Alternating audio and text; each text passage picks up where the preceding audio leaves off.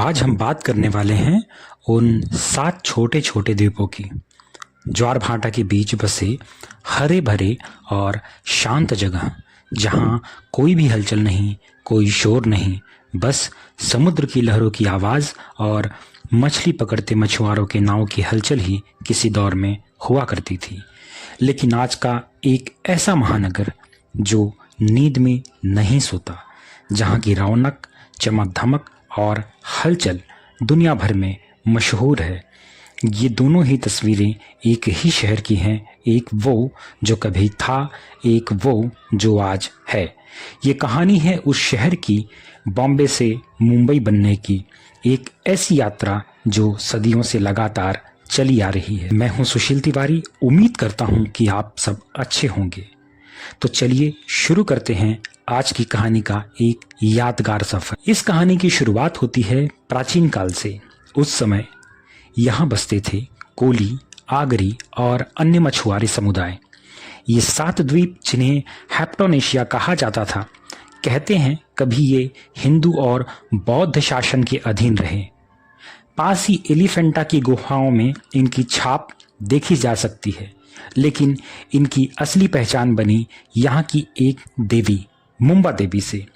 स्थानीय कोली समुदाय की रक्षा करने वाली मुंबा और आई, मराठी में माँ यानी मुंबा देवी माँ, यहीं से जन्मा इस जगह का सबसे पहला और स्थानीय नाम मुंबई। सन 1348 में गुजरात सल्तनत ने इस पर कब्जा कर लिया।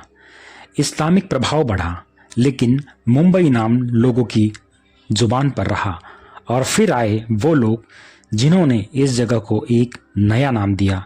16वीं सदी पुर्तगाली नाविक यहाँ पहुंचे।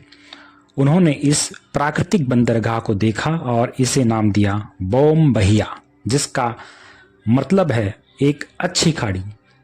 बोम का अर्थ पवित्र भी होता है और बे का अर्थ अंग्रेजी में खाड़ी को कहते हैं। यही बोम्बहिया समय के साथ बदलकर बॉम्बे बन गया। और फिर इतिहास ने एक ऐसा मोड़ लिया जिसने इस शहर की तकदीर ही बदल दी। साल था 1661। पुर्तगाल की राजकुमारी कैथरीन ने इंग्लैंड के राजा चार्ल्स द्वितीय से शादी की और इस शादी के दहेज में ये 7 द्वीप यानी आज का मुंबई भेंट कर दिया। एक पूरा का पूरा शहर दहेज में दे दिया। 1668 में ब्रिटिश ईस्ट इंडिया कंपनी ने इन द्वीपों को महज 10 पाउंड सालाना की लीज पर ले लिया और यहीं से शुरू हुआ बॉम्बे के सुनहरे दौर का सफर।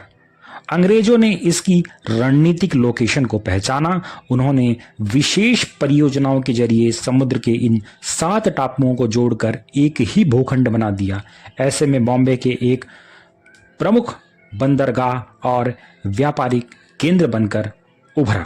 1860 के दशक में अमेरिका में गृह युद्ध छिड़ गया था, जिससे वहां से कपास का निर्यात रुक गया। दुनिया की नज़र अब बॉम्बे पर टिकी थी। बॉम्बे कपास का सोना लेकर उभरा। पैसा बरसा। भव्य इमारतें जैसे विक्टोरिया टर्मिनस, जो कि अब छत्रपति शिवाजी महाराज टर्मिनस बना है, उसे बनाया गया। बॉम्बे एक गोल्डन सिटी बन चुका था, जहां सोना ही सोना बरस रहा था। यही वो दौर था जब ये शहर भारत की वित्तीय और व्यावसायिक राजधानी के रूप में उभरा। साल था 1947। देश आजाद हुआ। बॉम्बे प्रेसिडेंसी राज्य की राजधानी बना। लेकिन एक अहम सवाल खड़ा हुआ, इस शहर की पहचान क्या है? क्या यह अब भी बॉम्बे है या फिर इसे अपने मूल नाम मुंबई से पुकारा जाना चाहिए?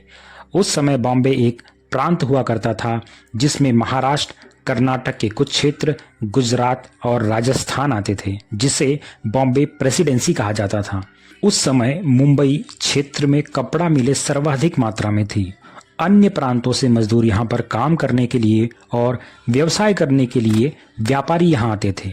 उत्तर भारत, बिहार, मध्य प्रदेश के क्षेत्रों के मजदूर बड़ी संख्या में मुंबई में काम करते थे। साक्षरता कम होने के कारण वो बॉम्बे शब्द और मराठी में मुंबई का सही से उच्चारण नहीं कर पाते थे, इसलिए वह दोनों शब्दों के मेल जोल से एक नाम बम्बई इस शब्द का उच्चारण करने लगे।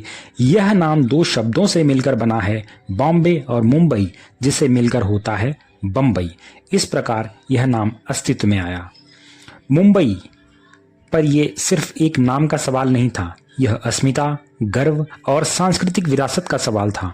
महाराष्ट्र के लोग, विशेषकर क्षेत्रीय राजनीतिक दलों ने इस मांग को जोर शोर से उठाया। उनका तर्क था कि एक स्वतंत्र राष्ट्र को अपने औपनिवेशिक अतीत के प्रतीकों से मुक्त होना चाहिए। साल 1960 में एक बड़ा बदलाव आया। भाषाई आधार पर राज्यों का पुनर्गठन हुआ और बॉम्बे राज्य से महाराष्ट्र और गुजरात अलग हुए। गुजरात और महाराष्ट्र के बीच मुंबई को लेकर खींचातान जारी रही। अंत में 108 हुतात्माओं की शहादत के बाद बॉम्बे महाराष्ट्र की राजधानी बन गया, लेकिन नाम बदलने की मांग जारी रही और फिर आखिरकार वो ऐतिहासिक पल आया सन 1995। महाराष्ट्र में गठबंधन सरकार बनी और उनके एजेंडे में सबसे ऊपर था शहर का नाम बदलना। 4 मार्च सन 1996 को आधिकारिक रूप से घोषणा हुई। बॉम्बे अब इतिहास बन चुका था और दुनिया के नक्शे पर एक नए पुराने नाम का उदय हुआ, मुंबई। यह सिर्फ एक नाम नहीं, बल्कि अपनी जड़ों की तरफ लौटने का, अपनी पहचान को फिर से कायम करने का एक सशक्त प्रतीक था। तो ये थी उस शहर की कहानी जो मुंबई की धरती थी, जो पवित्र खाड़ी बनी, जो एक दहेज में दी गई, जो कपास के सोने की नगरी बनी और आज एक ऐसा महानगर है जो सपनों का बाजार है, जिसे हम माया नगरी कहते हैं। मुंबई आज भी वही है, एक जीवंत सांस लेता शहर जो अपने अतीत को समेटे वर्तमान में जीता है और भविष्य की ओर बढ़ता है। यह केवल नाम नहीं बदला, बल्कि एक नए गर्व और पहचान का जन्म हुआ। अगली बार जब आप मुंबई नाम सुनेंगे तो याद कीजिएगा इसके पीछे छुपी सदियों की ये कहानी, कोली मछुआरों की, पुर्तगाली नाविकों की, ब्रिटिश योजनाकारों की और करोड़ों सपनों की, जो आज भी इस शहर की धड़कन बने हुए हैं। उम्मीद करता हूँ आपको ये कहानी अच्छी लगी होगी तो कमेंट में ज़रूर लिखना। तब तक के लिए फिर मिलेंगे एक नई यात्रा और एक नई कहानी के साथ। आपका दिन शुभ हो।